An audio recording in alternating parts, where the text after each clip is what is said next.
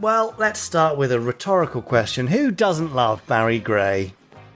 Well, it's rhetorical because we don't need any... Yeah, yes. Nobody's going to say not me. So, no. Everybody loves Barry's work on the Anderson shows and all those amazing pieces of music and songs he composed. It's just amazing, incredible.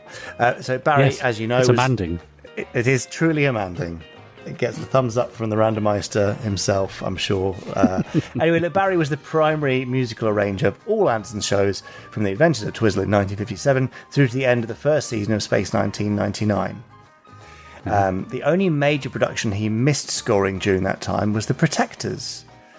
And another smaller production that we'll mention in but a few seconds' time. Oh, right. However, Space 19... No, we can't skip ahead. You can listen to this next bit. However, Space 1999 fans may have noticed that alongside Barry Gray's composer credit for the first season of Space 1999 is another credit for associate Vic Elmes. Vic was a pop musician who at the time was married to Sylvia's daughter from her first marriage, Dee. And so understandably, Sylvia was keen to get him involved with the show if possible. Space 1999 wasn't Vic's first brush with the Anderverse, however, and he had previously composed the main title for... Yes?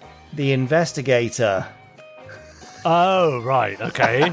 So we're going there, are we? We've gone there very briefly, but don't worry, we're going to carefully back out, do a three-point turn and go elsewhere. Yeah.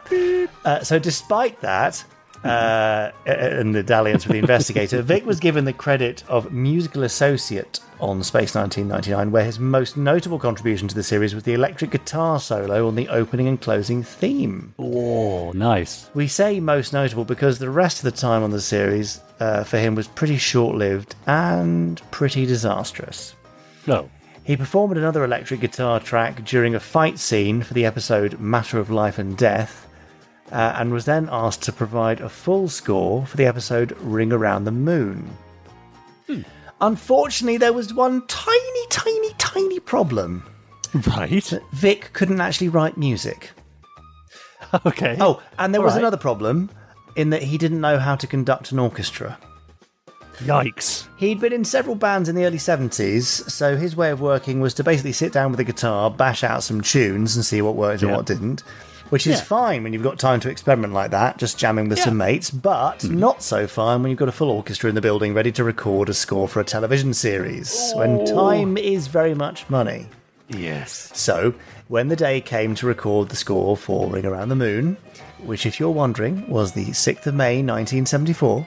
Oh, I was wondering. Yeah, Vic turned up, not with a completed score... but with a few pages of notes for the kind of sound he wanted that he'd scribbled down after viewing the episode.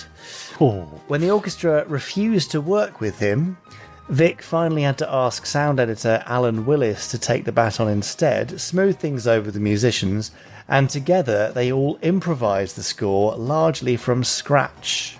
What?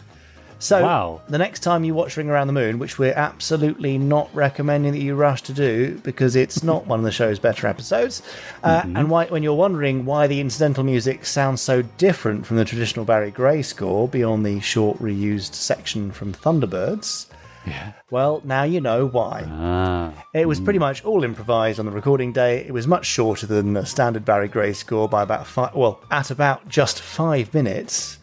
Although it sounds like getting even 5 minutes was a pretty impressive feat, given the circumstances. And notably, none of it was ever heard on the show again after that episode, much like the unfortunate Vic Elmes himself. Oh, dear. Oh, that's a bit harsh, isn't it? It makes me feel a bit uncomfortable, really. Feel sorry for him. Yeah, it is a bit. But equally, don't go on to a show and accept a job saying you can do stuff when you can't. That's the big danger, isn't it? Oh. Well, I mean, sometimes people get away with it, Richard. Right, okay, yeah. But imagine putting no preparation into something at all, spending no time giving it any prior thought, and then just rocking up on the day and expecting just to do it. Unbelievable. How do people think they'll get away with these things? Yeah, I don't know.